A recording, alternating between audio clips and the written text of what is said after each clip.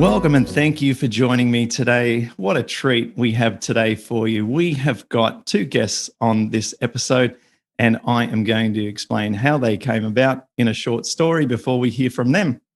So, the beauties of Instagram. I was browsing through my feed the other day, and I follow PlantBased Professionals UK, and it is headed up by Dr. Shireen Kassam, who is one of our guests today. And on that feed, she posted about a brand new scientific paper that she had published. And I had a look at that because it had the title of Plant-Based and Psoriatic Arthritis. And of course, that's my world. And I looked at that and found it's a case study about a woman called Kate who had severe psoriatic arthritis, was on methotrexate, all the typical symptoms, and is now pain-free following a plant-based diet and off her medication. And of course, these are the sort of things that we hear about on this podcast a lot, but they don't end up in the scientific literature. They don't get published so that the medical community can get their hands on it, hopefully, and also know what we know about the effects of lifestyle changes on psoriatic arthritis and other inflammatory arthritic conditions. And so here they are today, our two guests, Kate, the feature of this scientific publication, and Dr. Kassam. And so I'd like to welcome both of you to the call. Thank you. Thank you for inviting us. Yes, hi, Clint. Yes, g'day. Thank you both. It's 7 a.m. in the morning there. I know we're doing this early with time zone differences. And why don't we start with how you guys came to meet? Because Dr. Kassam, you don't work closely with psoriatic arthritis or inflammatory arthritis conditions. So how did this meeting of minds come about? Yeah, well, thanks, Clint, and thanks again for having us on. It's an absolute pleasure. As you say, this isn't my area of specialty. I'm a cancer doctor. I look after people with lymphoma here in the UK. But back in 2013, I adopted a plant-based diet for all the reasons people do, health, environment, animals. And I came across the wealth of scientific information supporting a plant-based diet for preventing chronic disease and sometimes even treating chronic diseases. And then I kind of looked around the UK and I was thinking, gosh, nobody really is talking about this. Are there other people like me who've been wowed by this information? So I decided to organise the UK's first medical conference on plant-based nutrition. And I'd set a date at March 2018 to sort of, out myself as a plant-based health professional.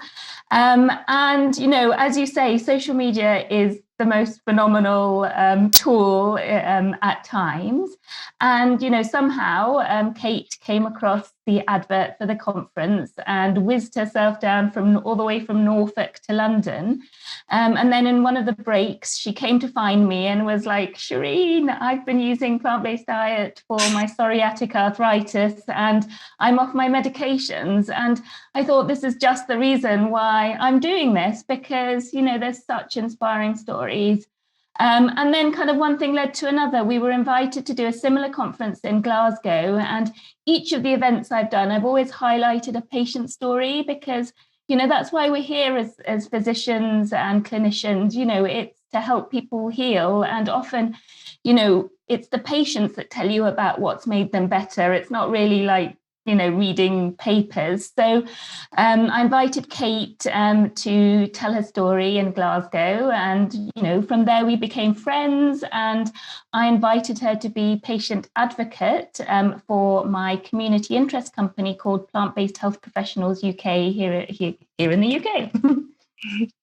Yeah, wow. Okay, sensational. And along that sequence of getting to know each other and building the relationship, at one point you said, why don't we also put this forward to a scientific paper in a medical journal?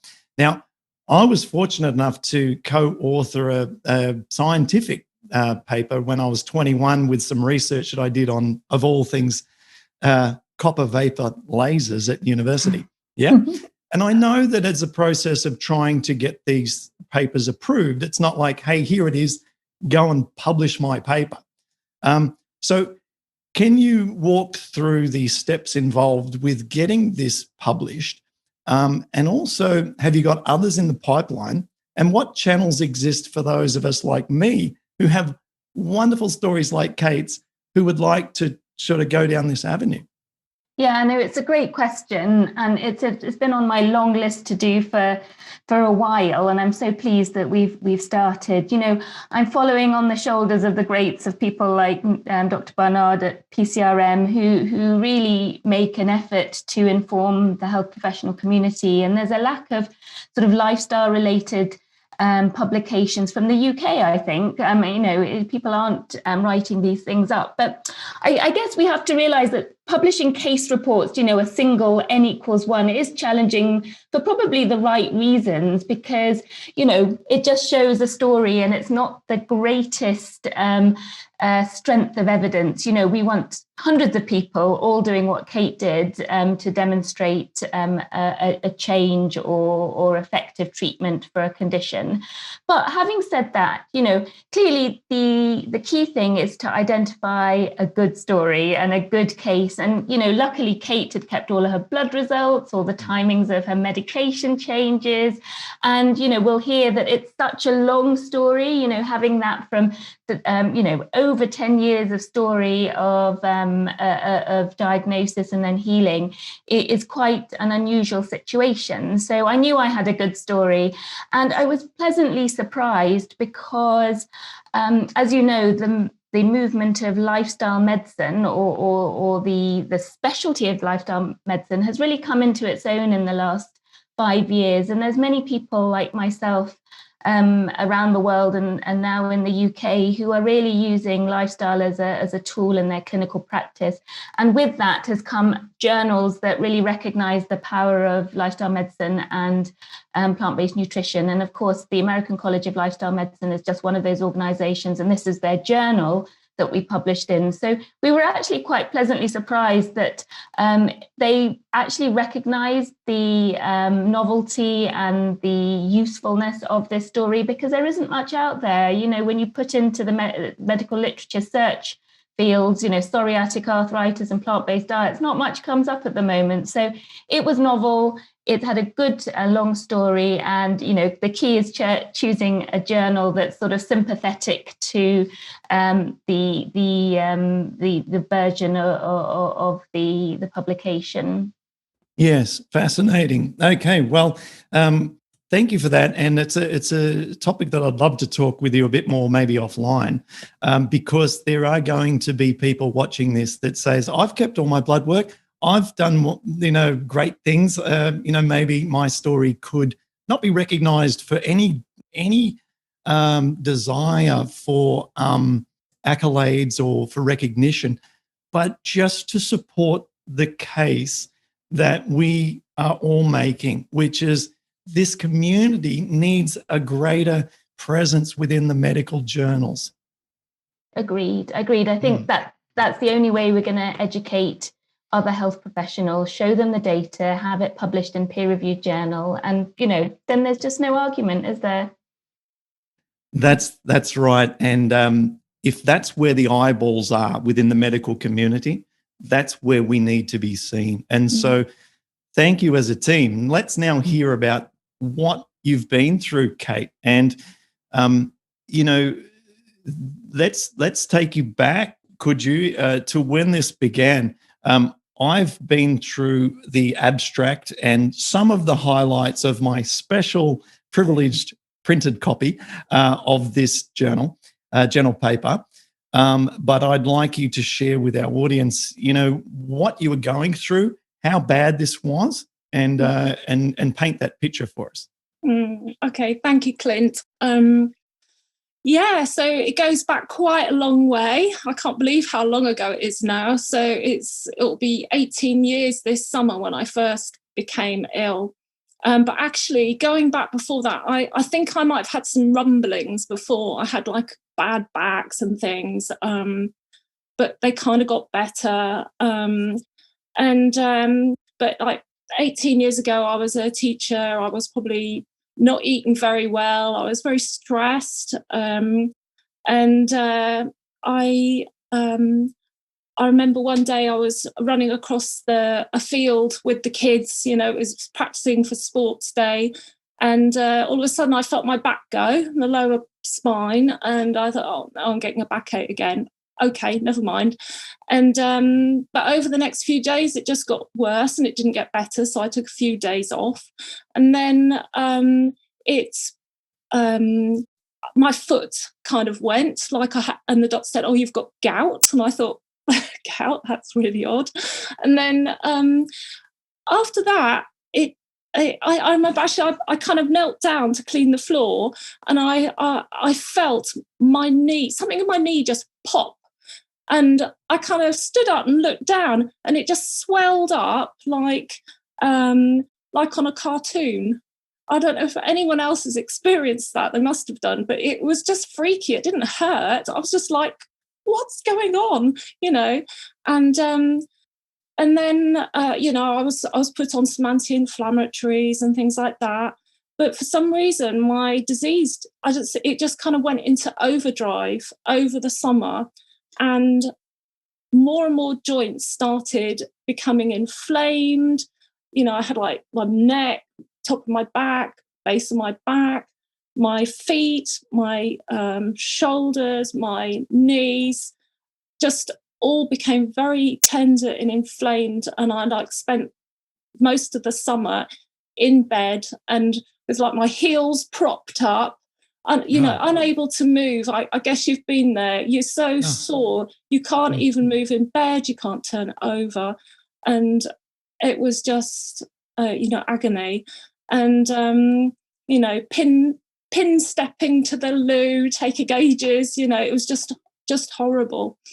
But by the end of the summer, I was kind of able to walk very slowly, and I don't know why I did it, but I went back to school on the first morning, and my legs were like barrage balloons. I'd lost so much weight as well. I was never large, but I lost weight, so I was like this skinny thing with these massive legs. And you know, I was teaching small kids that were sitting on the carpet. You know, I was practically tripping over them because I could hardly walk. And like by that first break time, I was just an absolute mess. I was in tears. I was, you know, the secretary said to me, for goodness sake, Kate, why don't you go private? Because I'd been, you know, my doctor, for some unknown reason, had not wanted to send me to a rheumatologist or some sort of specialist.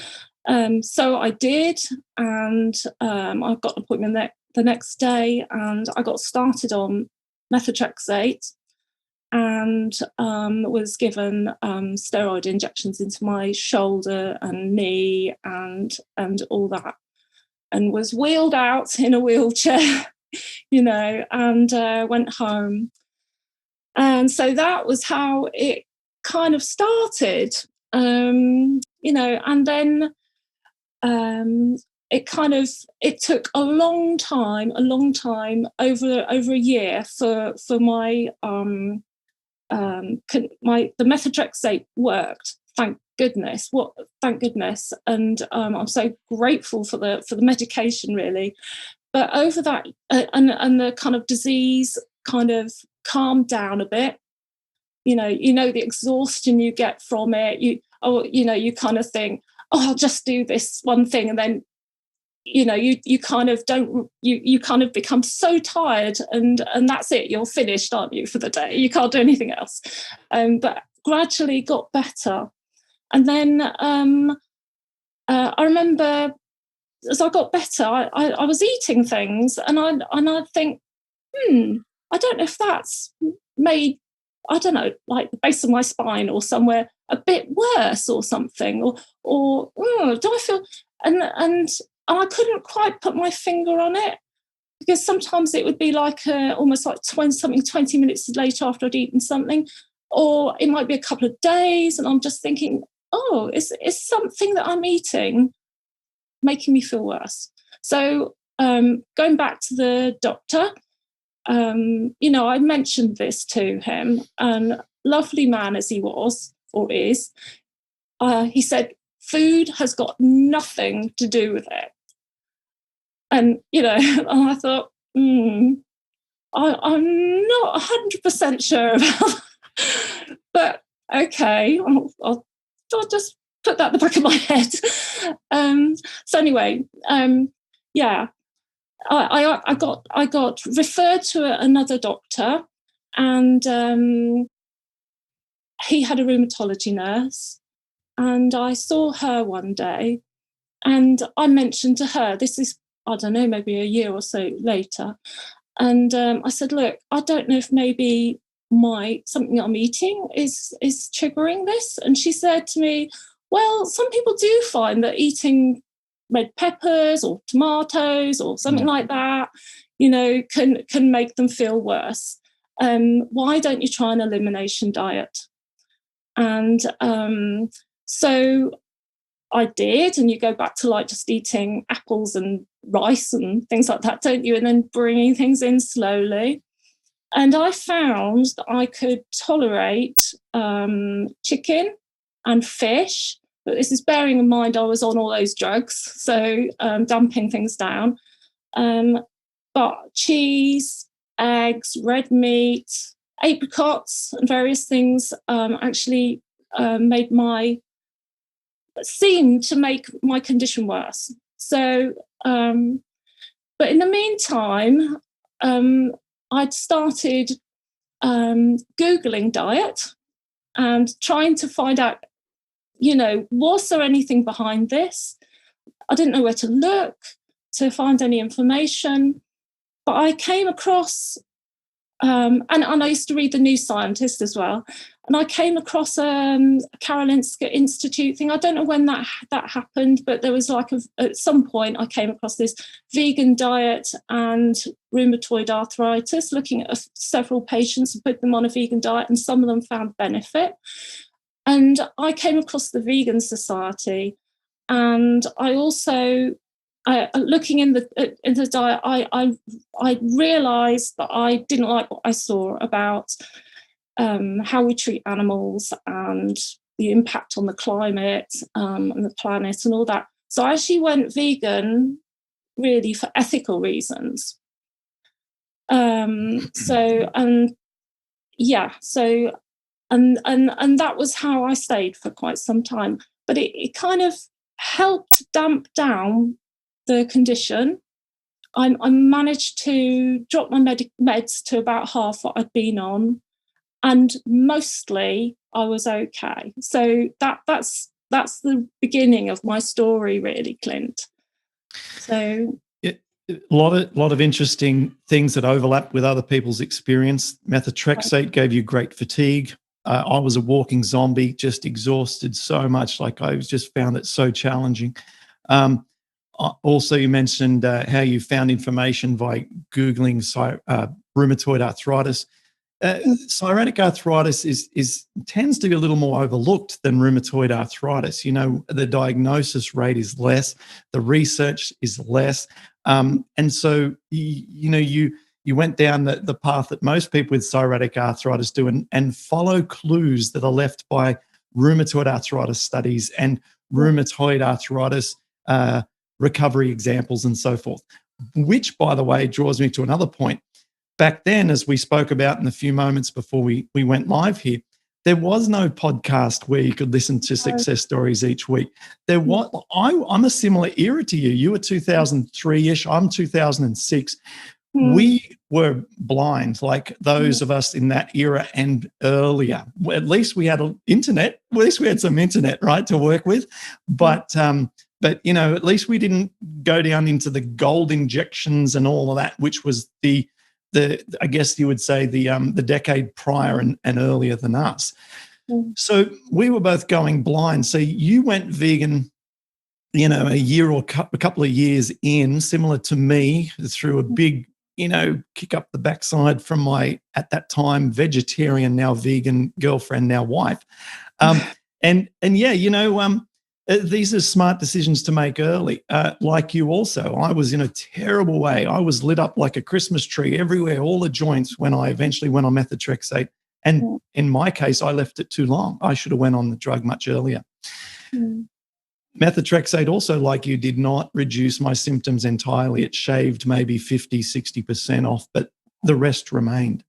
So I'm curious now, as we fast forward past the methotrexate introduction, your vegan introduction, how long did it take you, and what were the significant interactions that you've made or interventions you made to get it to the point where you felt like, hey, I can start tapering this medication? So while I was vegan, I was still getting the odd flare, and which I couldn't really understand. I thought, I'm on the perfect diet, but of course that perfect diet. When you give up your favorite foods, you feel the world entitles you to every wish that you've ever asked for immediately.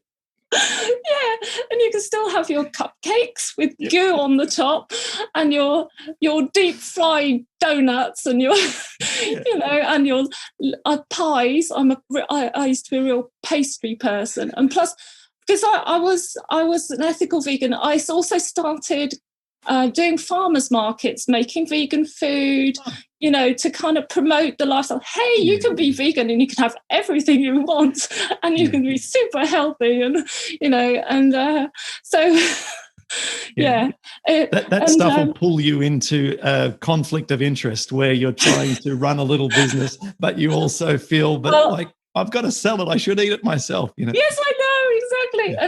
And of course sometimes there was a few cakes left over. Hey, I better just eat these. Correct. So anyway, and I was getting the odd flares, and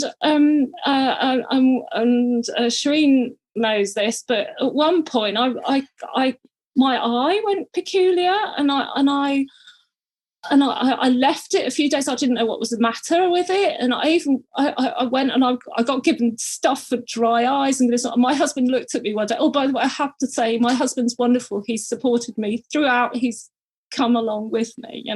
Amazing. And I wish everybody had to have the support like that. But I finally got to the doctor. My husband said, your eye, it looks like a dead fish eye. Go to the doctors, for goodness sake. So I went to the doctor, and the doctor took one look at it. He just rang the hospital, and he says, you must see this woman now. And I went in, and the eye specialist, he looked at it and he said, well, you've got iritis. I'm going to have to give you a steroid injection into your eye. And I'm sorry to say this, I don't know if I can save your sight in that eye. And I was like, oh dear.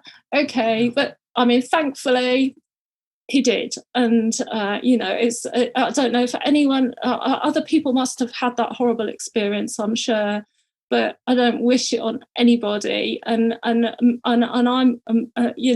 nobody wants to lose their sight, do they?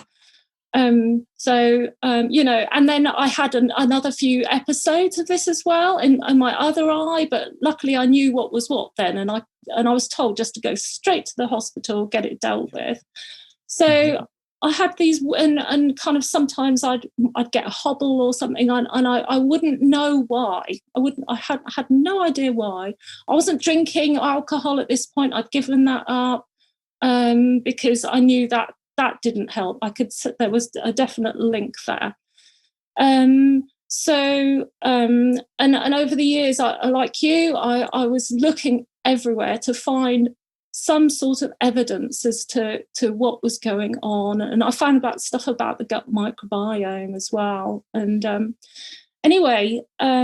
so one year, I think it was about 4 years ago, you must have them there, we have Veg Fests. Yeah. And I went along with my daughter, and was having a great time, all this lovely free cheese and stuff, and came across and in the meantime, just before that, sorry, rambling, that I had started running just a little bit. I'm very lucky, we live by the beach here, and not, very gingerly wearing like my sandals or wellies with my dog, because I was feeling very unfit. I sit in front of a computer all day long now, and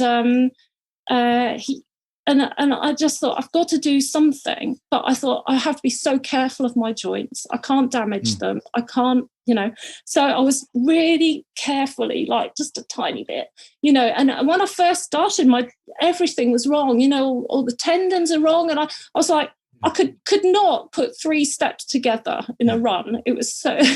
So anyway, but at the Veg Fest, there was a vegan runner stall, and I thought, vegan runners. Well, I never heard of them, and I thought, oh well, that's not me.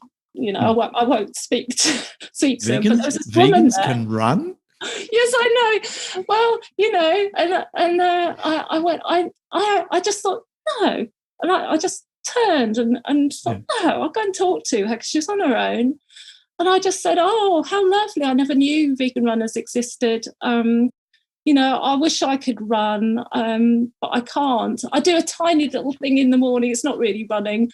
And she went, oh, why can't you run? I said, well, I've got this condition. I've got psoriatic arthritis. And so, I have to be really careful. But yeah, great. She went, well, I've got rheumatoid arthritis, or I had rheumatoid arthritis, but now I've gone whole food vegan, and I run, and now I run marathons. Oh, I said, this is when the record scratches and you go, what? And you rewind and say that again. and I said, but you're on all your meds though. And she went, oh no, I stopped taking them 10 years ago. Why don't you try? I was just like, I burst into tears. I was just like shocked. And and she said, well, why don't you try it? And I thought, yeah, I don't know what it is. Disclaimer alert, stopping meds too soon. But anyway, look, this is what she told you to do, didn't she? This is what she told me to do. So what happened? So I went home and I thought, well, I've got to find out what it is. And even then it was quite hard to find out what whole food vegan is. What do you eat? What don't you eat? Do you eat salt? Can you have oil? What? You don't cook in oil? What? Everything starts off with fried onions and what have you. And anyway, and it took me like a month or so. And I thought, I can't put my husband through all this. He's got his repertoire of lovely vegan dishes that he likes to do. I can't put him through this. And then I just thought, I've just got to try this. And I said to him, look, you don't have to do this with me, but I really must try and see if it works. And he said, look, I'll do it with you. Oh, bless him. And so the first couple of weeks, it's like I didn't really know what I was doing, and things tasted rather bland. And but I thought, I'm going to keep on, and things started tasting better. And I suppose I kind of got more into it, or we got more into it. And then after, I don't know, is it 3 months or so, I thought, right. Oh, I just must say that I had, the year before, I had tried to come off my medication. My rheumatologist had said, have a go. And I tried chopping my meds, but I hardly dropped it at all. And I suddenly had this massive flare up. My joints, my skin started erupting and becoming really sore. And I got very frightened and thought, oh no, my eyes are going to be next, and I had to rapidly go back on to my medication. And then after that, I went back to see him, and he said, no, that's probably it. I'm afraid you are going to be on your medication for life, more than likely. So I just dropped that in there. And so anyway, So at this point, after having been whole food vegan for like 3 months or so, I thought, dare I try and drop my meds? So very, very slowly. I think I was probably on about 4 little tablets of methotrexate, 2.5 micrograms each. So like every couple of months, I dropped a tablet until I was down to 1 tablet. And then every few weeks, I shaved like a quarter of the tablet off. I'd ate like 3/4 and then a half and then a quarter. And then that was it. And today is actually the 3rd year mediversary of being off all my medications for 3 years. So, you know, and I came off those meds and I was expecting to feel something. I felt nothing. My joints were fine. And I thought, oh, is this it? You know? So that's how I got off my meds. So yes, it's interesting how people get off meds. Everyone's really, you know, leaning in for this moment. Mine, which I haven't told for years, I think, on this show, but I have. I was on 15 milligram, having come down from 25 to 22.5 to 17.5 and 15 over a period of maybe 8, 9, 10 months. And then I left my tablet container in the US by absolute mistake, or whatever you want to call it, fate. Came back to Australia, realized a week later, because I was due, I guess I took it just before we got on the plane, and then I've left it out and forgot to bring it. So got back here, and that was a week later. I realized, oh, I'm due. I haven't got it. Okay, so we phoned, right? Made a phone call to my mother-in-law who we were staying with. She said, I'll send it. So she takes a few days to put in the mail. It takes 3 weeks to get here, and then it arrives. And then I think, well, I'll get on my date, like I'll get on the Monday that I used to be. It's a month. And nothing, felt no different after a month. And then curiosity kicked in, bit of boldness. I guess I saw my rheumatologist even maybe and said, look, I left it in the States. I'm thinking, I can't remember those details just there, but I never took it again and felt absolutely nothing except more energy. I felt nothing in my joints. Now, again, disclaimer alert, this is not the classic approach to doing this. That's just my story, right? That's the truth. My plan had been to taper more sensibly and conventionally, but that's the truth as to what happened in my case. So, well, that's fascinating. Now, well done, first of all. How does it feel to be able to say that? Astounding, really. Kind of astounding. It probably feels astounding to you. I mean, you know, just from the difference, I feel very grateful. Isn't life strange and amazing, actually? And I feel so grateful that there are wonderful people like Shireen now who are promoting this way of eating that is so healthful, and you're getting all the good things. You're feeding your microbiome and none of the bad things that probably helped contribute to being sick in the first place. I feel like you. I feel younger. I don't know about you, Clint, but I feel younger than when I was in my 20s. Really, you know, energized and positive. You know, I'm a woman who's past the menopause age. I feel younger. You know. Wow, I feel like there's so many possibilities, you know? That's right. So, well, I'm going to ask you a few more details about what you now eat in a minute based on what's in the actual publication. But before I do, I'm going to switch over to Dr. Kassam, and I want to ask her, how does it feel to hear Kate's story? I know it's not the first time for you, but how does it feel hearing it fresh now again, knowing that you're in a medical professional role and food has played the biggest part in Kate's success, despite the very best of the medical offerings? I mean, how does that juxtaposition sit with you, and what's it make you feel like on the inside?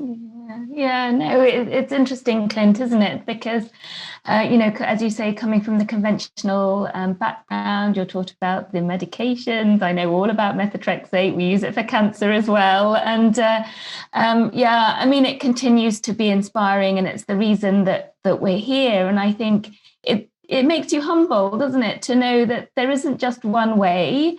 And I think sometimes the way our training is, doctors can be so sort of narrow-minded and not open to other possibilities if there aren't 100 papers supporting it. And I think we forget that, all these hypotheses about whether it is medication or lifestyle interventions always stem from a single case that has shown that it is possible. And it gives hope, doesn't it? It gives hope that there are more of these illnesses that can be approached through a lifestyle medicine approach, essentially. And we know that's true. And I think that's what's really inspiring, and that it's not just arthritis that we can help. We can help cardiovascular disease, type 2 diabetes, high blood pressure, high cholesterol. If people are open to it and doctors are open to using lifestyle as medicine, the possibilities are enormous. I think on one level, it's hugely inspiring. I think it also brings a little bit of sort of frustration and sadness, because I sit in the medical world and I'm surrounded by my colleagues who don't think like me. And I'm in a specialty where it's not so relevant. I can't suggest to my lymphoma patients that your lymphoma will get better if you go on a whole food plant-based diet. It'll help a lot of things, but not the primary illness per se. But I just think, the medical track has got down, the molecular DNA route, and it's just sort of on this one track path that it doesn't see the whole. It's like T. Colin Campbell talks about, a reductionist view of nutrition. I think medicine's become very reductionist, and we're talking and investigating DNA and proteins and molecules, when actually, if we looked at the big picture, if we looked at the person in her or his entirety, we would find that, just by sequencing the DNA, we're not going to really be able to impact chronic illness in the way we hope to. Now, of course, I hope I'm wrong, but that's just kind of how I feel. I feel like we just become so narrow, and it's really all molecular biology, and it doesn't help the entire person. It might get rid of that bit of cancer temporarily, but it doesn't help their heart disease, their type 2 diabetes, and make them feel better in the true sense of feeling well and healthy. Excellent. And we'll come back to you in just a second, Kate, but I just want to stay for a moment and say, have there been other case studies like Kate's with other conditions who you'd like to just bullet point for us that have spoken at some of your events with some of the different conditions they may have improved a lot of? Yeah, no, absolutely. And actually, we collect our stories from our members and our supporters, and they're on the website. And, we've got a mixture of classic ones of, people reversing their high blood pressure, their high cholesterol. Those are the simple ones, they're right? So easy, they're easy. Exactly. A month. Right. Yeah, we've got an orthopedic surgeon, Rajiv Bajikal, who reversed his type 2 diabetes. We've even got my husband, who over lockdown has lost 2 stone, reduced his blood pressure, got fit again. On my very first conference that Kate came to, we actually featured Ida, who's one of your program graduates and author of the Fairy Tale Kitchen, or Kitchen Fairy Tale. What a woman. Cookbook. We love her. Yeah, she's become a family friend. Yeah. Yep. We've got stories of multiple sclerosis. And I have to say, I guess, spoiler alert, we're hoping to write up some of our MS cases, because I think that is one of the areas that's not really spoken about. And, somehow we have got a number of members who are using food to control and heal their multiple sclerosis. So I think I could probably name every illness that comes into our clinic room, to be honest. Early stages of prostate cancer being stabilized, a bit like the Dean Ornish publication. So it's all out there, and I think we've just helped to give the UK patients and individuals a little bit of a platform by which they can talk about this and not feel sort of ostracized from the healthcare professional community, essentially. Most definitely. And you've got some sensational members in your professional network. Dr. Alan Desmond was recently on our podcast, and what a great guy. I met him actually at the Doctors for Nutrition conference in Australia that I hosted about 2 years ago. He flew from the UK. This is pre-pandemic. And he spoke about, Crohn's disease and inflammation of the colon, and totally grabbed my attention because I thought I got to get him on the show to talk about, this topic because it's so integral to autoimmunity. And he was fabulous, and under normal conditions, we were talking about coming over and me giving a presentation and so forth. And when the world returns to normal, perhaps we can do that, and I can meet you in person, both of you. And so, whilst I have you, you started PlantBased Health Professionals UK. You're also on the International Advisory Council for the Doctors for Nutrition, based out of Australia. Your work on building this plant-based movement is tremendous. You've got this fire in your belly about this. Where is it coming from? Is it a natural inclination to want to help people, or is it a frustration with what to you and us seems so obvious that's being overlooked? Yeah, thanks, Clint, and thanks for the kind words. I think, it's all of that. It's people like yourself and Kate who continue to inspire, on a weekly basis. People are reaching out going, I've got better from this, I've done this, or can you help me? I can't find a health professional to see. So it's that, but it's also, understanding the data, the strength of the scientific data, and thinking, well, in my professional capacity as a doctor, it's my duty to be telling people about this, right? If we're not doing it, who is doing it? And there was that gap. And obviously, there are other amazing organizations around the world, and the world is so small now that, immediately I put out the advert for our first conference. Lucy Stegley, who you know well, and founded or was co-founder of the Australian group, reached out on Facebook and was like, Shireen, great to connect. And if you want some help and advice for events, which of course I said yes.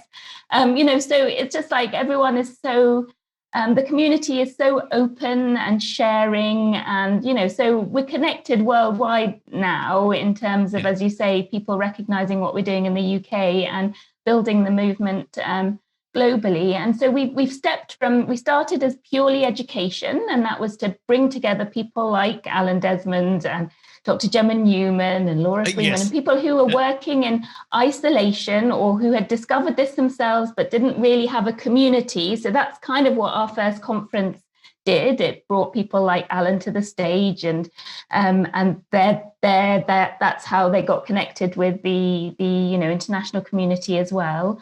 So it brings us together as professionals, educating ourselves and our fellow professionals. And then our second step this year, which has been really exciting, is that myself and my colleague, Dr. Laura Freeman, who's a GP and a lifestyle medicine physician, have actually launched a lifestyle medicine healthcare service, which is called PlantBased Health Online. And it sort of is what it says on the tin. It's a virtual or like an internet-based consultation platform whereby people can book appointments with a lifestyle medicine physician, a dietitian, a nutritionist, a health coach who will support people like Kate, who did not have that support around her, to hopefully get to the place where Kate is a little bit quicker. If people are open to using diet and lifestyle, we are there to support them through that journey. And, of course, at the moment, it is a paid service, and I know that's a barrier, but we're set up as a non-profit. So any profit will go back into supporting, bringing down the price, and hopefully offering, free appointments to those that can't manage to pay. And clearly, ultimately, we want our National Health Service to recognise the efficacy of it. But, the reality is, until you provide some UK-based data to support what you're doing, nobody's really interested. So we just need to get to those next steps. But we've got patients coming through, and hopefully it won't be long until we've just shown the power of diet and lifestyle medicine. So that's really exciting that you can actually book an appointment with our plant-based health professional now. Oh, it's tremendous. And again, we've got this leaning forward, ears pricked kind of situation, as so many people around the world don't have access to any kind of medical professional that they'd like to see who understands the importance of nutrition. It is going in that direction due to the awesome work of folks like yourself. But generally speaking, a rheumatologist may not have the same level of or the same view on a 360-degree path forward as say someone who's trained in that area. Yeah, I agree. But I think you and Kate also raise really important issues that's worth reiterating, and that it's not either or. It's usually both. We need the medications, etc., when you're in such an extreme situation, and then once you're in remission, alongside the lifestyle interventions, you may be able to then start reducing medications, etc. So we work alongside primary and secondary care. It's not like sort of either or saying that, one's wrong, one's right. So it's giving people other options, which are heavily based in the evidence, scientific evidence, to support them achieve the best health they can, essentially. Yeah, thank you for that clarification. And it was a point that I was going to make earlier, and another thought took priority. So thank you. And yes, with these conditions that are so challenging and so debilitating and so destructive, hitting it from all angles as early as possible, getting your diet right, going on a suitable medication that isn't counterproductive for gut health, getting an exercise habit, getting your sleep and stress reduction sorted, potentially taking some supplements that are supported by the literature. Maybe a good probiotic can be helpful. Things like this, but it is a complete approach for what is an incredibly difficult disease. I've had, a podcast I did some months ago called "Diet Alone is Not Enough." Okay, so we're very much respectful of the absolute need of the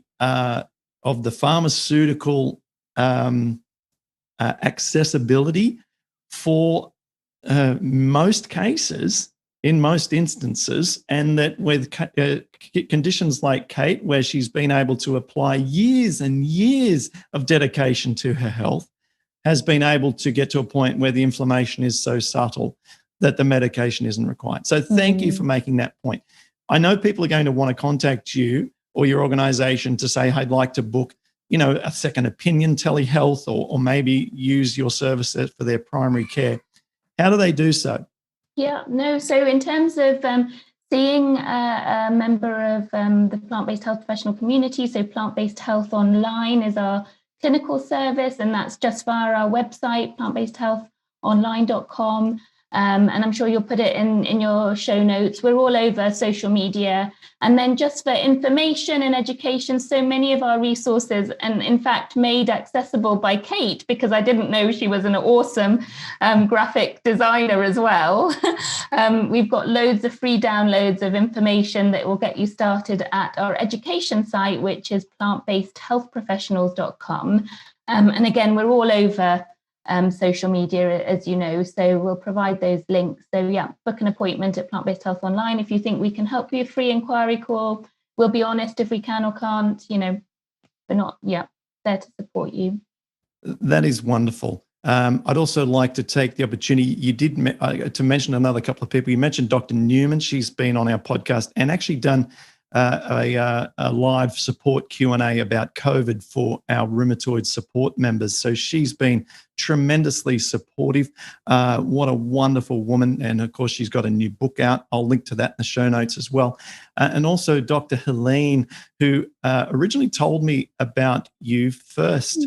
And she heads up the Doctors for Nutrition in Australia. And Dr. Helene is such a wonderful individual who, I really, really enjoy speaking with and working with. And she's in Australia. So What a tremendous community, and it's growing. It's tremendous. Follow Plant-Based Professionals UK on Instagram. You've got a couple of there must be 20,000 people following you now, nearly, or something around about that amount. So you've got a great online presence, and that's how I found out about Kate's story. So let's switch back to you, Kate, as we head towards the conclusion of this discussion. Kate, I've noticed from the publication that you've got quite a lot of what I call advanced foods, and these foods are typically high in fat content, so they're high calorie density foods. You've got some nuts. It says 1 portion daily of flax seeds, walnuts, almonds, cashews, peanuts, chia seeds, pumpkin seeds, sesame seeds, and sunflower seeds.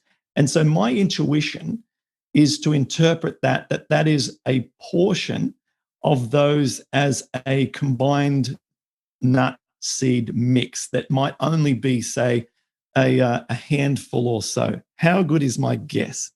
You're absolutely right, Clint. Yeah. Woo-hoo.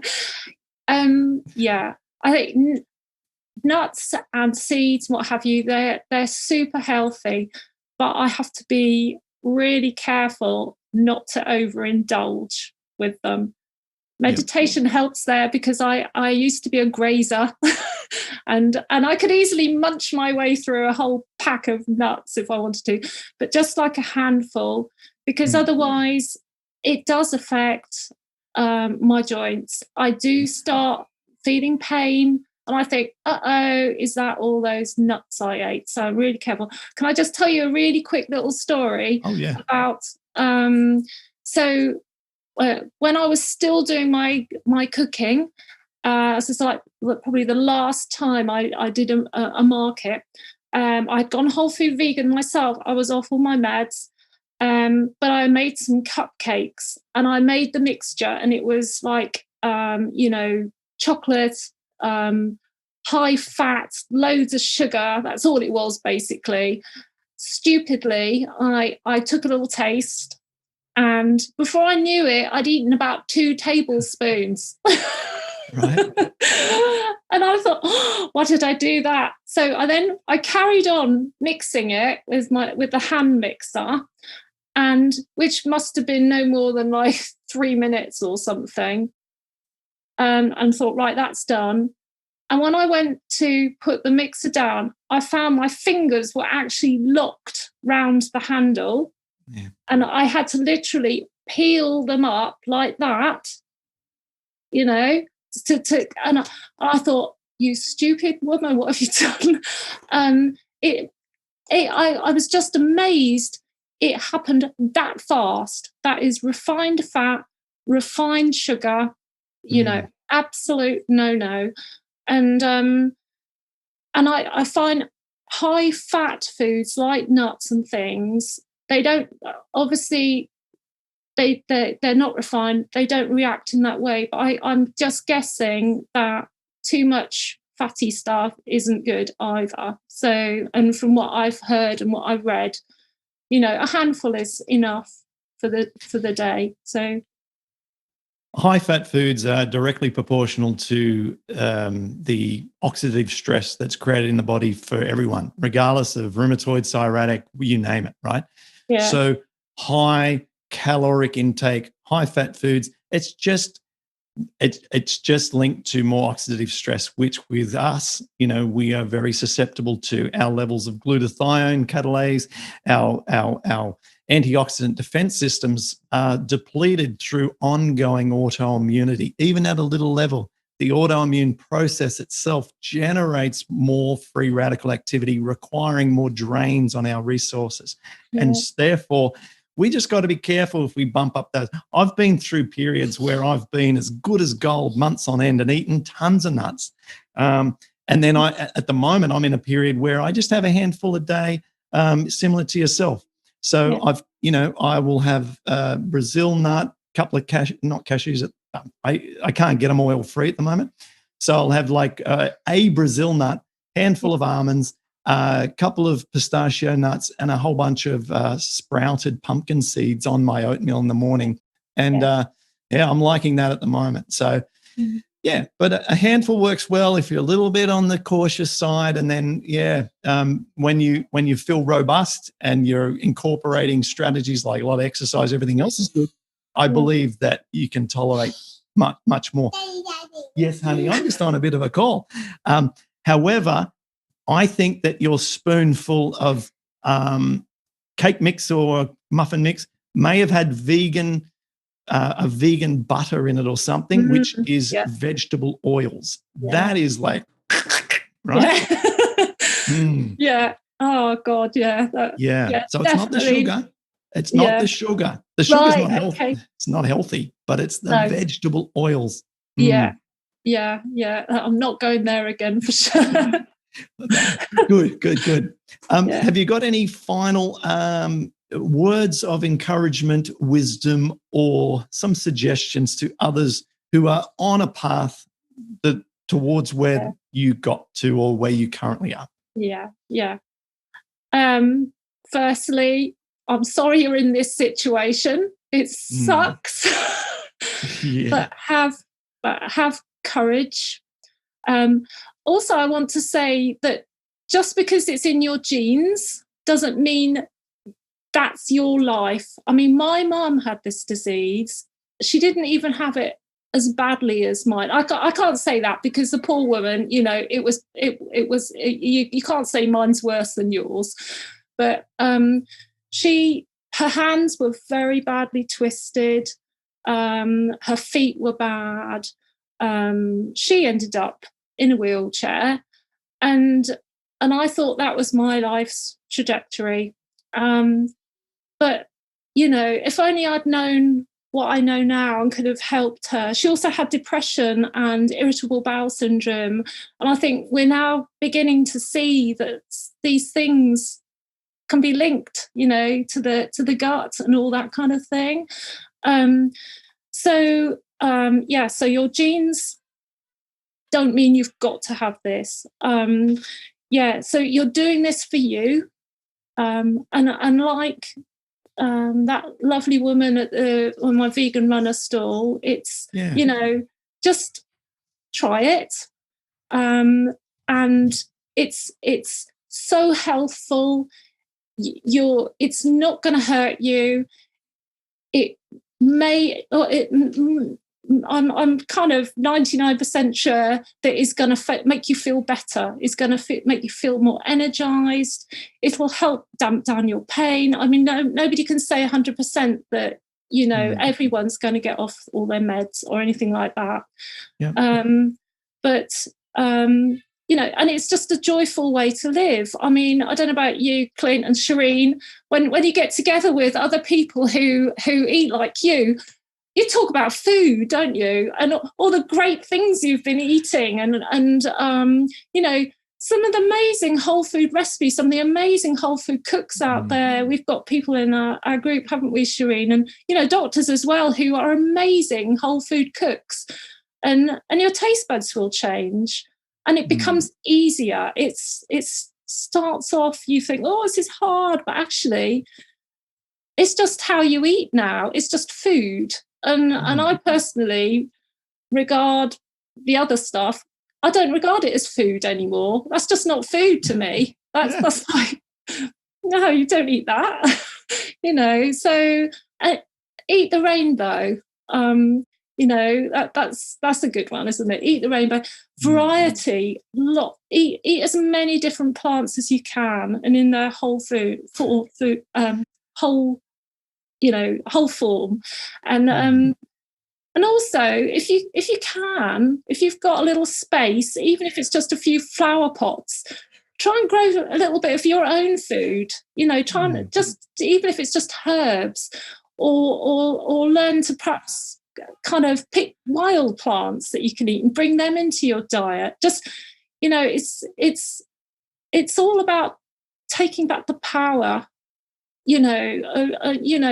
Perhaps because when you're sick, you have to hand all your power over to other people who they're helping you. Look, I mean, and giving you medication and what have you, and you feel you're totally powerless.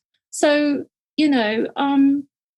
it's all about taking back a little bit of power into your life and taking control of your life. And so just it may take a while. Sometimes you feel like you're not getting anywhere and not making any difference. It's a slow progress, isn't it? Sometimes it's like turning like a massive oil tanker, perhaps, So have courage, keep on the path. It will get easier. You will learn to love the food.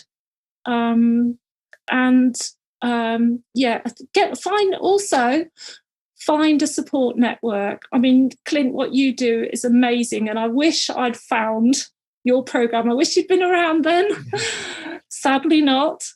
But and if you have a supportive family, that's great. If you don't, find people on social media, people to follow.